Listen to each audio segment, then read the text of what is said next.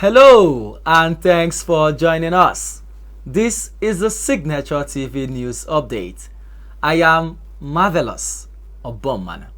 And now in the headlines. The National Orientation Agency says Nigerians' development efforts over time have been choked by the impact of corruption. Department of State Services fails to produce detained Sunday Igboho's aides in court. Joint Admissions and Matriculation Board (JAMB) announces mop-up UTME date for 18,000 candidates. And now, the details. The Director General of the National Orientation Agency, Dr. Dauda Abari, says Nigerians' development efforts over time have been choked by the impact of corruption. Dr. Abari was speaking in Abuja on Wednesday at the presentation of the agency's 5-year strategic work plan. SignatureTV correspondent Unwabweze Njoko was at the event and now reports. The presentation of the strategic work plan of the National Orientation Agency, which is a document to guide the agency's engagement with issues in Nigerian polity and development for the next 5 years, attracted representatives from the Office of the Vice President, the Defense Headquarters, the Secretary to the Government of the Federation, the Nigerian Navy, and civil society organizations. The Director General of the National Orientation Agency, Dr. Garba Bari, said that in addition to the impact of corruption on Nigeria's development, the challenge of undemocratic conduct by political players was stifling the growth of democracy in Nigeria. These policies largely have been a direct reflection of available human and material resources, cultural realities, political persuasions, and also policies and programs that are deeply rooted in deep democratic norms of accountability, transparency, and fiscal discipline. This is because most policies and the programs in the past have been choked by the impact of corruption. Dr. Barry acknowledged that unless the citizens took ownership of government programs and hold political players and office holders to account, the programs may not meet the expected needs of the people. It must, however, be noted that no matter how well-intended government policies, programs, and activities are, unless there is clear understanding of how to appropriate and benefit from these policies, programs, and activities by the target public, such policies and programs would not be seen to be meeting the development needs of the public. And as such, they may become ineffective and they are more often than not important. Representative of the Office of the Vice President said that currently there is a struggle for the heart and soul of Nigeria and stated that it would be defeatist for any set of Nigerians to lose faith in the Nigerian project. The mission of the NOA is unique because it is the one agency that is charged specifically with winning the hearts and minds of Nigerians. The premise of democracy is disagreement. And when there is disagreement with official policy or official direction, we take that as part and parcel of the democratic process. That is the nature of democratic engagement. However, when there is a groundswell of a loss of faith in the national enterprise itself, that is an entirely different sort of problem. And it is one that the NOA is uniquely equipped to solve. The country director of Action Aid, NAOB, noted that the ordinary Nigerian remains at the receiving end of bad governance in Nigeria. She called on the people to strive to hold their government and elected representatives to account. She also observed that the state of both education and health services in the country was worsening and concluded that patriotism in the face of bad governance becomes difficult for the citizen. Civic education is a perfume to core patriotism development. The civic education was removed from the syllabus of the Nigerian schools, and nobody challenged it. People actually did not know when it happened. The quality of citizenship in Nigeria is dwindling. And so civic education is the one, and political education will be able to tell the politicians what they need to do. Nigerians need selfless, committed, and dedicated leaders. Where are they today? Nigeria is a hub for the black race. We had the Malam Aminu Kanos. We had the Sadana Osokoto. We had so many of our Nigerians, Nnamdi Azikiwe and all of them. Where is their wealth? Can you point at their wealth? You are having politicians today that are now owning streets. We can deny them if we have the right political education. Representative of the Nigerian Army complained of the military not getting the support and appreciation of the citizens as they tackle the insecurity challenge confronting the country. The Army said troops make a lot of sacrifice and it was not too much to ask for the support of the citizens on whose behalf the troops lay down their lives. The burden is somehow on the military now, so much insecurity issues. Military is doing so much. Of course, if it's not being propagated to the society to know what is being done, people might not even appreciate. It's an all-out war. The nation is at war. It's a national drive for this war. It's not a military thing, but the military, the orientation agency is really a very potent organization. The Director General of the National Orientation Agency, Dr. Garba Bari, said that the essence of the public presentation of the strategic plan was to elicit reactions, input, and contributions to the document for more effective delivery of the agency's mandate. In Abuja, I'm Wabuze Njoko for Signature TV. The Department of State Services has failed to produce the 12 detained associates of Yoruba Nation agitator Sunday Igboho at the Federal High Court on Thursday. The detained aides are Abdulateef Ofeyawe, Amuda Babatunde, Tajuddin Erinonye, Diakola Ademola, Abidin Shito, Jamil Noah, Ayobami Donald, Adelabe Usman, Oluwapelumi Kunle, Raji Kazim, Taiwo Opeyemi, and Bamidele Sunday. However, speaking in court, the counsel to the DSS, Awo, said that the detained associates were not produced because there were facts that were necessary for the court to be aware regarding the matter.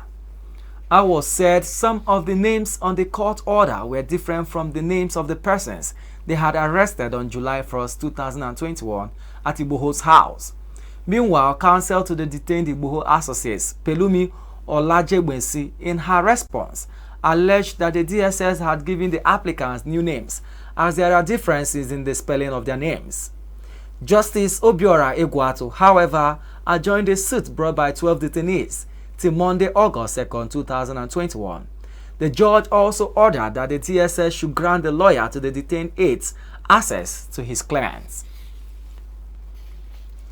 The Joint Admissions and Matriculation Board, JAMB, has announced plans to conduct a mop-up Unified Tertiary Matriculation examination for 18,000 candidates in some selected locations across the nation.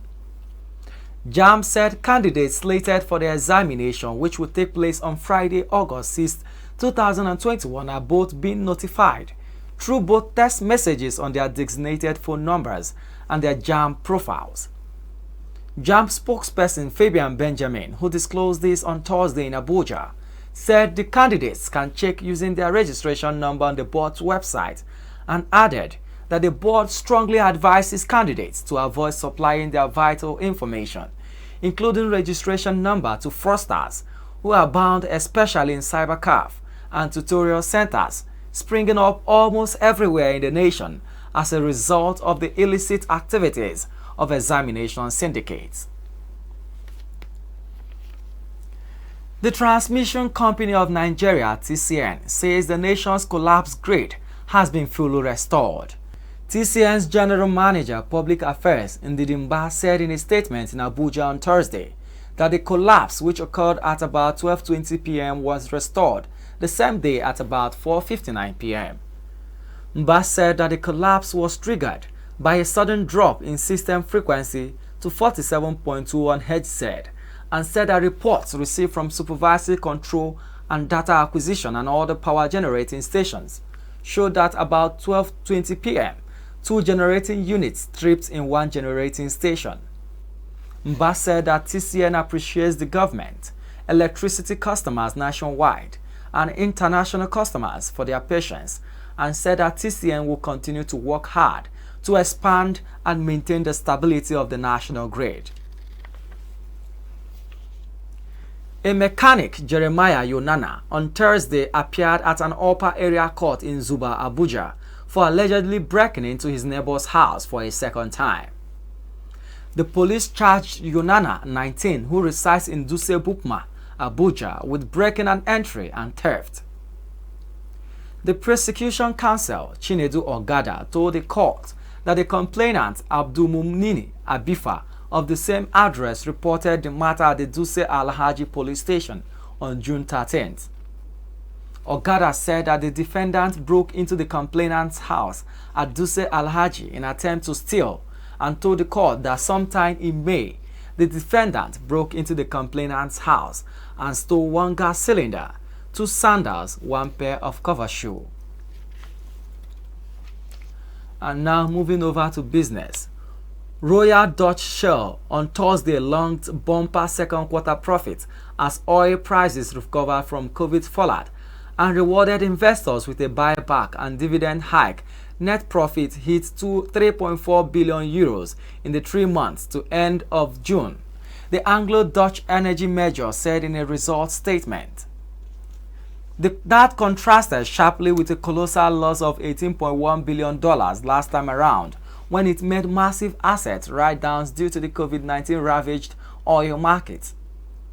The performance was boosted by higher realized oil prices, one-off favorable tax impacts, higher marketing margins, and lower operating expenses.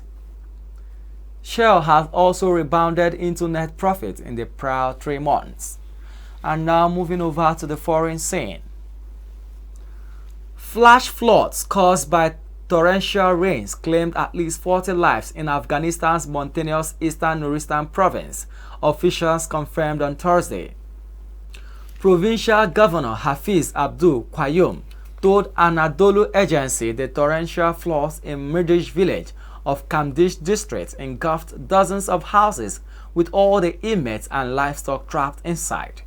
He added that the village was under the control of the Taliban and the government could not send aid and rescue teams there. He, however, stressed the government was ready to dispatch rescue and relief teams to help those in need. Chairman of the Provincial Assembly, Sadullah Payendauze, confirmed that at least 40 bodies have been found, fearing the death toll may rise. Kamdish is a remote district of the mountainous Nuristan province bordering Pakistan. And now to the world of entertainment. Blessing Adejo is on standby. Over to you, Blessing. It don't happen. It don't happen. My friend, it don't happen. Hello and welcome to Entertainment News. Feels good to always have you join me on entertainment segment. I am Blessing Adejo. Controversial actress Nkechi Blessing has revealed that her husband's direct message on Instagram is filled with text message from her colleagues in the movie industry.